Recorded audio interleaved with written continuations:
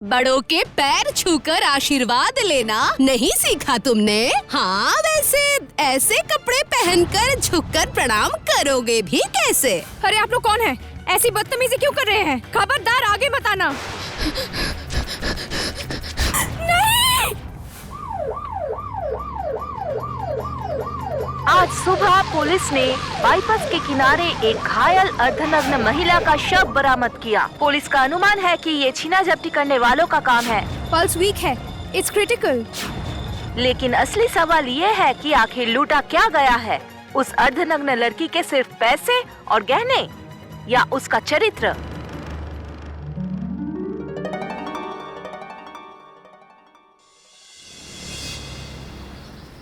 चरित्र सबसे जरूरी चीज है। मेरी बहू बनने के लिए उस लड़की की चरित्र सही होना जरूरी है।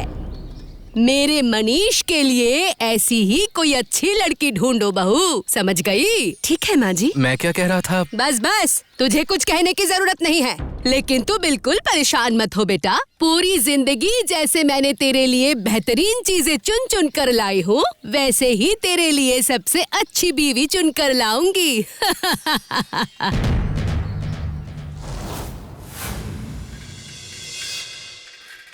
इसका मतलब तुम मेरी पसंद की हुई लड़की से शादी नहीं करना चाहते, है ना? तो फिर तुम्हें प्रॉब्लम किससे है, शादी से या फिर मेरी पसंद की हुई लड़की से? संन्यास लेने वाले हो क्या?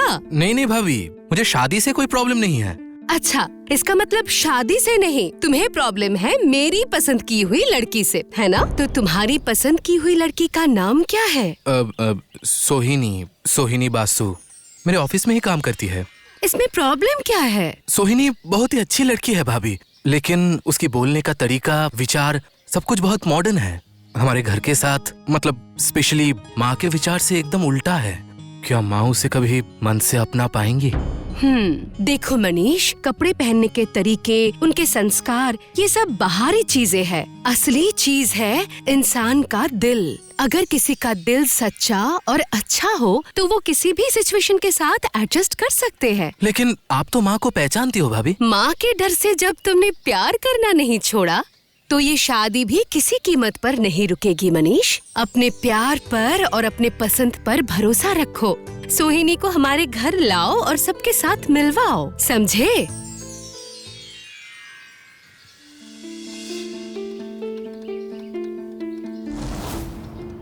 इश, कैसे कैसे कपड़े पहनकर आ गई है देखो बहू। ये होगी मेरी मनीष की बहू। माँ जी रुकिए ना, पहले से ये सब मत कहिए। सिर्फ कपड़े देखकर इंसान को जज मत कीजिए। माँ, भाभी, ये सोहिनी है, सोहिनी बोस। बोस नहीं, बासु। एनीवेज, हाय आंटी, हाय भाभी। मैंने आपके बारे में बहुत सुना है। हाय, बड़ों के पैर छूकर आशीर्वाद लेना नहीं सीखा तुमने?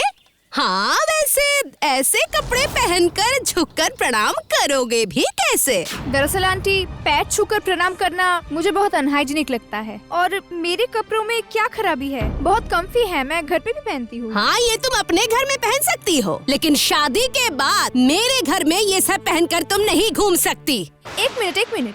शादी के बाद मैं इस घर में क्यों रहूंगी? शादी के बाद मैं और मनीष अपने खुद के फ्लैट में रहेंगे। इसका मतलब शादी से पहले ही तुम हमारा घर तोड़ना चाहती हो? मेरे बेटे को मुझसे अलग करना चाहती हो? अजीब बात है, मनीष किसी की प्रॉपर्टी नहीं है जो मैं छीन लूंगी। वो आपका बेटा है और शादी के बाद मेरा हस्बैंड भी बनेंगे। न्यूली मैरिड कपल का कोई प्राइवेसी नहीं है क्या? इतने सारे लोगों के बीच मैं नहीं रहूंगी। क्या? इतनी बड़ी बात? मनीष, तू सुन ले, ये शादी नहीं हो सकती। इस लड़की को शादी करके तो इस घर में नहीं लाएगा। माँ, आप मेरी बात सुनिए। आप बेफिक्र रहिए, शादी के बाद अगर इस घर में रहना पड़ेगा तो मैं ये शादी ही नहीं करूंगी। सोहिनी। मनीष, इस लड़की को मैं अपने घर दोबारा नहीं देखना चाहती, याद रखना।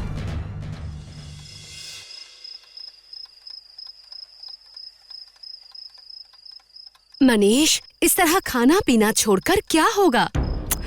अरे मनीष, तुम क्या चाहते हो? मुझे पहले ये तो बताओ। मैं सोहिनी से बहुत प्यार करता हूँ भाभी, लेकिन माँ का दिल दुखाकर मैं शादी नहीं कर सकता। ये बात मैंने उसे जता दी है। लेकिन उसके बाद वो नाराज होकर मुझसे बात ही नहीं कर रही हैं। प्लीज भाभी, भाभी आप कुछ कीजिए ना। ठीक है, तुम मुझे उसका नंबर दो, मैं कल ही उससे मिलने जाऊंगी।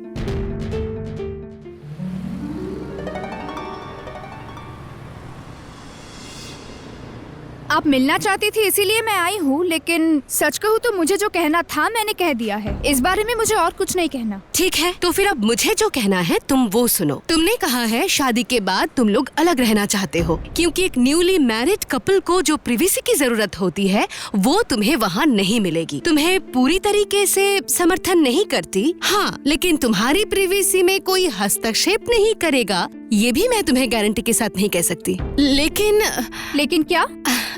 लेकिन तुम्हारी प्रिवेसी के बदले तुम्हें जो कुछ भी सैक्रिफाइस करना होगा उस बारे में तुमने ठीक से सोचा है ना? प्राइवेसी से ज्यादा जरूरी क्या हो सकता है? सिक्योरिटी। एक साथ रहने से तुम दोनों अगर काम पे भी निकल गए तो भी तुम्हें घर के बारे में सोचना नहीं पड़ेगा। तुम्हें पता होगा कि तुम अपना घर अपनों के पास ही छोड़कर जा रही हो, और फिर अगर कोई परेशानी आए, स्पेशली अगर दोनों में से कोई एक बीमार पड़ जाओ, तो किसी एक को भुगतना भी नहीं पड़ेगा। और इसी तरह अगर अलग रहने के वजह से मनीष अपनी माँ बाप के परेशानी में उनके पास न रह पाए, तो फिर वो तो अपनी पूरी जिंदगी खुद को कभी माफ नहीं कर पाएगा, है ना? क्या ये तुम्हारे रिलेशनशिप के लिए अच्छा होगा? लेकिन मेरी आजादी? देखो, खुद की आजादी और प्रिवेसी दोनों एक बात नहीं है। इंसान अपने घर में सबके साथ रहने के बावजूद पूरी तरह से आजाद रह सकता है। अरे मुझे ही देखो ना, अगर मैं आजाद नहीं होती तो फिर मैं अपने पसंद से इतने सारे काम कैसे कर पाती? अच्छा, एक बात बताओ मुझे, अगर तुम कभी रात को बिना बताए लेट से आती हो, मम्मी पापा गुस्सा नहीं करते? तब क्या तुम खुद को उनके गुलाम समझती हो?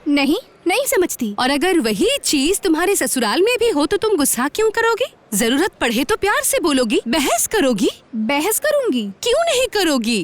क्या तुम्हारे घर में हर बात पर माँ बाप से तुम्हारी सहमति होती है? वहाँ भी तो तुम उनके साथ बहस करती होगी। सही कहा ना? अगर अपने ससुराल को तुम इसी तरह दिल से अपना सको तो देखना कोई परेशानी नहीं होगी। क्या ये सच में पॉसिबल है? Of course possible. तुम्हें मैं एक छोटा सा टिप्स दे रही हूँ, मनीष की भाभी के हैसियत से नहीं, एक औरत होने के नाते। कैसी टिप्स? मायके में रहो या अपने ससुराल में रहो, एक घर में एक साथ शांति से रहने के लिए सबको कुछ ना कुछ एडजस्टमेंट करना ही पड़ता है। इसीलिए शादी तुम कहीं भी करो, पर जरूरत पड़ने पर एडजस्ट करना पड़ता है। सिर्फ जिंदगी में कभी कॉम्प्रोमाइज मत करना। थैंक्स भाभी, मैंने इस तरह से कभी सोचा ही नहीं। अब थोड़ा सोच कर देखो, और हो सके तो मनीष को एक फोन कर लो प्लीज।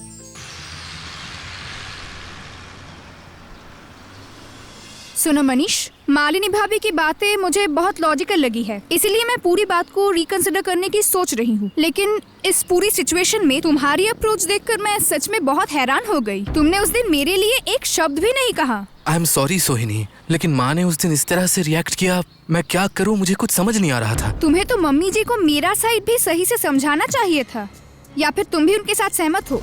नहीं सोहिनी, तुम गलत समझ रही हो। एक बात कहूँ मनीष, मैं अपनी लड़ाई खुद लड़ना जानती हूँ, मेरे लिए तुम्हें किसी से लड़ना नहीं पड़ेगा। लेकिन अपनी आंखों के सामने अगर कुछ गलत होते देखकर भी तुम चुप रहो तो तुम्हारे लिए मेरे दिल में कोई रिस्पेक्ट नहीं रहेगी। अच्छा, मैं मेरी गलती मान लेता हूँ। अब मेरी बातें ध्यान से सुनो। कल तुम्हारी फेवरेट रेस्टोरेंट में हम डिनर करेंगे। ठीक 7 बजे मैं तुमको पिकअप करूंगा, तुम रेडी रहना। कल नहीं हो पाएगा, कल मेरी सहेली बनानी की शादी है। बनानी मतलब नवाबगढ़ की लड़की है? वो तो बहुत दूर है, मतलब वापस आने में तो बहुत रात हो जाएगी। हाँ वो तो होगा ही। नहीं सोहिनी, उतना दूर जाने की कोई जरूरत नहीं है। एक्सक्यूज मी, मैं कहाँ जाऊंगी और कहाँ नहीं जाऊंगी वो भी मुझे तुम बताओगे? तुम्हारा पूरा परिवार ही कंट्रोल फ्रीक है। अरे ये कंट्रोल करने की बात नहीं है, ये तुम्हारी सेफ्टी का सवाल है। मैं खुद को सेफ रखना जानती हूँ, तो तुम इस बारे में इतना मत सोचो। मुझे बनानी की शादी में जाना ही होगा।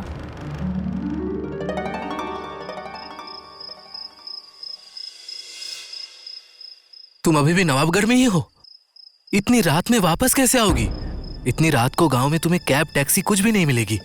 अगर टैक्सी मिल भी जाए तो पैसे ज्यादा देकर चली आना। अब ठीक है, घर लौटकर इन्फॉर्म करना, मैं जगह रहूंगा। जगह रहने की जरूरत नहीं है, मैं पहुंच के तुम्हें टेक्स्ट कर दूंगी। मनीष ठीक कह रहा है, इतनी रात को ऐप कैब नहीं मिलेगा। वो तो ठीक है, पर अगर तुम कहते हो तो तुम्हें कंधों पे लेके घर पहुंचा सकता हूँ। अरे आप लोग कौन हैं? ऐसी बदतमीजी क्यों कर रहे हैं? ये देखो बदतमीजी कैसी। हम लोग तो हेल्प करना चाहते हैं, पर घर पहुंचाने के लिए भाड़ा लगेगा। देखिए अब बहुत ही ज्यादा हो रहा है। ओह, पहले भाड़ा क्या है वो तो सुन लो। इतनी जल्दी भी क्या है? क्या भाड़ा लेना है इनसे? और पहले इसके गहना तो लेने दे, बाकी बाद में देखा जाएगा। अपने गहने चुपचाप खोल के हमें दे दो। आगे मत आना, खबरदार आगे मत आना। आगे ना बढ़ने से तुम्हारे इतने सारे गहने हम खोले कैसे? ओए, ओए, रुक रुक रुक, कहाँ भाग रही है? रुक।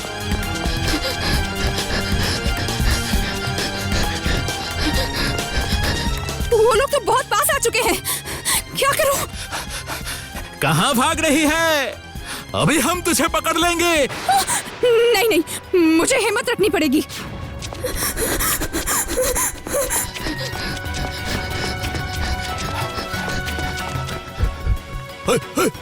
लगता है उधर गई। चलो। ओए, रुक रुक कह रहा हूँ, रुक। नहीं नहीं।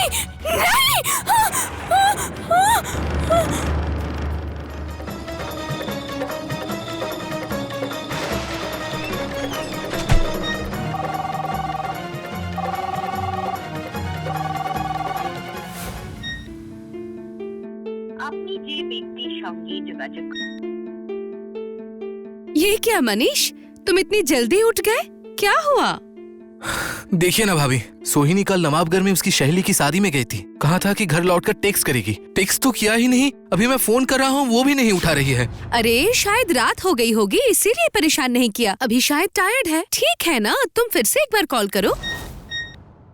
हेलो हेलो, आप कौन बोल रहे हैं? सोहिनी कहाँ है? ये तो सोहिनी का फोन है। एक्सीडेंट? मनीष क्या हुआ? फोन मुझे दो। हेलो, मैं सोहिनी की भाभी बात कर रही हूँ। अच्छा, वो किस हॉस्पिटल में है? अच्छा, हम लोग अभी आ रहे हैं। पुलिस को रोड के पास में उसे सेंसलेस हालत में मिली है। सोहिनी अभी कैसी है? लग तो रहा है क्रिटिकल है, लेकिन देखिए ये सब आपको डॉक्टर ही ठीक से समझाकर बता पाएंगे। जब वो पहली बार हॉस्पिटल में आई तब उसकी हालत बहुत खराब थी। पूरे शरीर में मारपीट और घाव के निशान थे। शरीर में गहना और साड़ी कुछ भी नहीं था। हे भगवान। और ये ऑपरेशन करने में कितना वक्त लग जाएगा? उस बारे में अभी कुछ कह नहीं सकते, लेकिन उसके बाद भी आप लोग शाम के पहले उनसे नहीं मिल सकते। मेरे ख्याल से आप लोग शाम को ही आइए। मैं जा रहा हूँ माँ।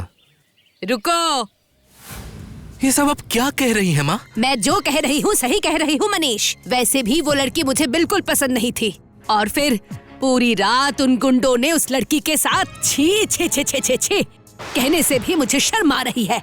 छी। लेकिन माँ, इसमें सोहिनी की क्या गलती है? उसकी नाफरमानी ही उसकी सबसे बड़ी गलती है। अगर वो तुम्हारी बात मानकर कल उस गांव में नहीं जाती तो फिर क्या उसके साथ ये दुर्घटना घटती? बदतमीजी की भी एक हद होती है। वो लड़की तुम्हारी मेरी किसी की बात नहीं सुनती, और फिर अगर उस लड़की से शादी कर ली तो तुम समाज में मुंह दिखाने के लायक नहीं रहोगे।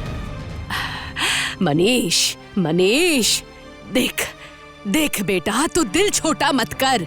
मैं तेरे लिए बहुत अच्छी बीवी ढूंढ कर लाऊंगी। और सुन, अब थोड़ा फल लेकर सोहिनी से मिलकर आ और उसे शादी के लिए मना कर दे, समझा? मनीष ने तुमसे कहा है कि वो तुमसे शादी नहीं करना चाहता?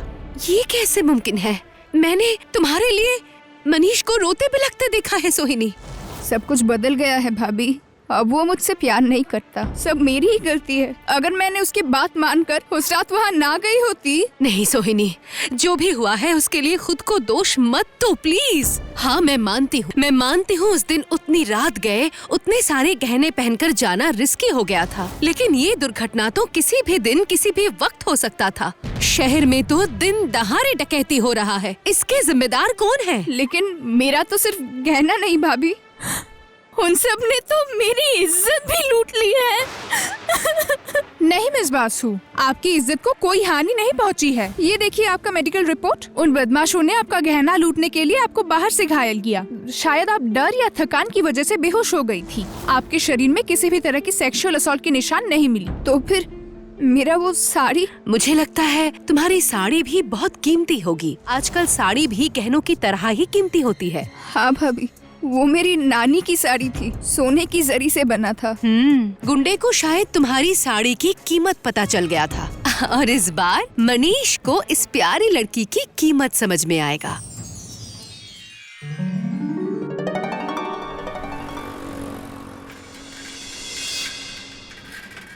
नहीं नहीं नहीं नहीं, तुम मुझे समझाने की कोशिश मत करो बहू। मैं ऐसा करना भी नहीं चाहती माँ जी, लेकिन आज सोहिनी की हालत देखकर एक सवाल मुझे खाए जा रहा है। क्या?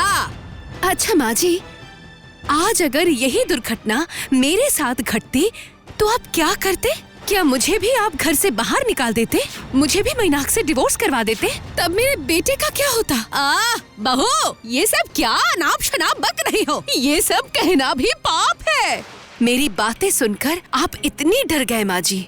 और एक बार सोहिनी के बारे में सोच कर देखिए, अभी उसकी उम्र ही कितनी है। ये रात को बाहर घूमते वक्त उसे याद नहीं था। रात हो या दिन, अकेले हो या साथ में कोई और भी हो, रास्ते तो बने ही है चल फिरने के लिए माँ जी। दरिंदों के दरिंदगी दिखाने के लिए नहीं। हमारी बेटियां सड़कों पर सुरक्षित नहीं है, ये सोचकर हमें शर्म आनी चाहिए, पूरे समाज को शर्म आनी चाहिए। लेकिन ऐसा नहीं हो रहा है। उल्टा जिस लड़की के साथ इतनी बड़ी दुर्घटना घटी है, उसे ही इस समाज से छिपकर डर कर रहना पड़ रहा है। क्यों माँ जी, ऐसा क्यों? आपको ये सब देखकर तकलीफ नहीं हो रही है माँ जी? हाँ, तकलीफ होने से क्या होगा? समाज भला मेरी बातें क्यों सुनेगा? समाज कौन है माँ जी? मैं समाज हूँ, आप समाज है। अगर हम बदलेंगे तो पूरा समाज बदलेगा। आज एक बेटे की माँ बनकर नहीं, खुद को सिर्फ एक औरत के हैसियत से सोचिए माँ जी। वो लड़की बनकर सोचिए जिसे उसके पिता ने कॉलेज पढ़ने के लिए नहीं भेज पाए, क्योंकि उस कॉलेज में लड़के भी पढ़ते हैं। तब जाकर आप सोहिनी के दर्द को समझ पाएंगी। ओह, मुझसे बहुत बड़ी अन्याय हो गई है बहू। और मैंने मनीष को भी इस अन्याय को समर्थन करने के लिए मजबूर कर दिया है। बहू, बहू, अब मैं क्या करूंगी? बोलो ना, बोलो बहू। माँ। हाँ, मनीष, आजा बेटा, आजा आजा आजा। माँ, आज तक मैंने आपकी कोई भी बात नहीं टाली। शायद ये पहली बार होगा जब मैं तुम्हारी बात नहीं मानूंगा। सोहिनी को मैं छोड़ नहीं पाऊंगा माँ। मैंने उससे वादा किया है, अगर कुछ गलत हुआ तो मैं खामोश नहीं बैठूंगा। आज अगर मैं उसको छोड़ दूं, मैं अपने ही नजर में गिर जाऊंगा माँ। सोहिनी को छोड़ने के लिए कहकर मैंने ही अन्याय किया था बेटा। तूने बिल्कुल सही फैसला किया है, बिल्कुल सही। उन गुंडों ने उसके इज्जत के साथ खेला है, लेकिन इस वजह से तू उसे मत छोड़ना, कभी नहीं छोड़ना। माँ जी, गुंडों ने सिर्फ सोहिनी से उसकी गहने और साड़ी छीन कर ले गया है, उसकी इज्जत नहीं लूट पाया। वैसे भी मुझे लगता है किसी की इज्जत इतनी भी सस्ती नहीं होती कि कुछ गुंडे आकर उसे बर्बाद कर सके।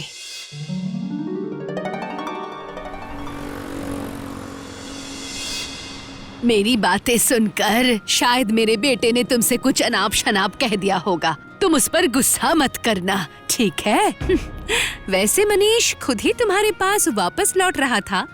वैसे अगर तुम मेरी आंखें ना खोलती तो आज भी मैं समाज के डर से मुंह छिपाए बैठी रहती बहू। माँ जी, समाज से डरकर आज भी हम लोग ऐसे बहुत से काम करते हैं जो समाज को और पीछे धकेल देता है। अगर समाज की तरक्की चाहते हैं तो हमें अपने मन की पुरानी सोच को बदलना होगा।